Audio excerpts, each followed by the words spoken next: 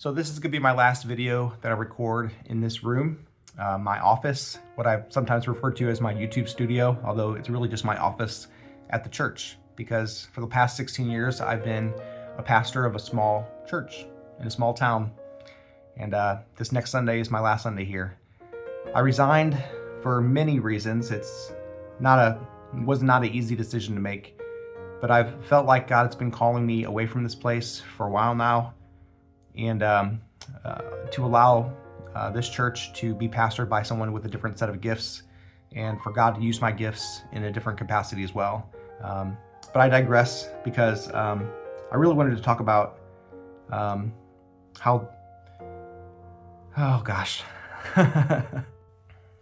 really wanted to talk about how God has provided for me in this transition, because when I started doing YouTube 5 years ago, it had always been kind of in the back of my mind. It'd be cool to be a YouTuber. It'd be cool to have it as my even full-time occupation. When YouTube first started rising in popularity, like in 2005 was when it started, but really started getting popular in 2007, 2008. I was just like, man, it'd be cool to do that, but all those people have really strong, outgoing personalities. Who's going to follow me with my lack of personality? But I always had in the back of my mind, I kind of wanted to do it, but it's just never, I tried a few times, never really went in with both feet. But these last couple of years, through the Amazon influencer program and also some of my other channels, God's revealed to me that I really can make a thing of this. Not for fame, not for money, but as a calling, as a way to express the gifts that God's given me, both in terms of technology and being able to just having the desire to encourage people and being able to broadcast that to the world.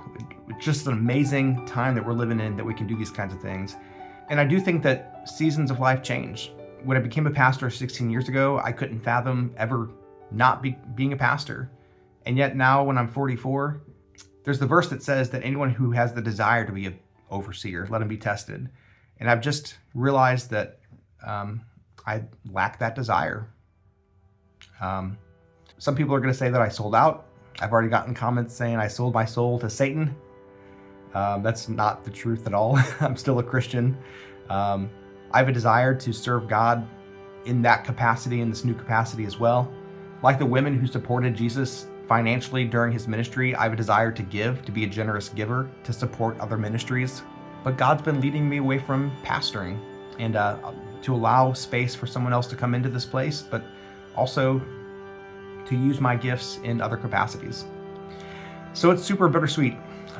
It's going to be sad. It's going to be hard to make this transition, but I'm also excited because I feel like I'm stepping into what God has really equipped me to do. I don't know if you've noticed, but I'm somewhat of a nerd. And even before I was a pastor, I was a coder. I coded stuff. So it's been exciting and fun to code a couple Chrome extensions recently. I'll put those links in the description.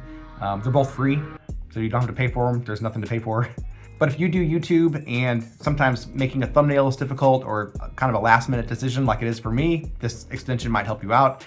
Or if you're in the Amazon influencer program and you want to know throughout the day how you're doing, not just waiting for tomorrow to find out, but know throughout the day, am I making sales? There's another extension down there that can help you out with that as well.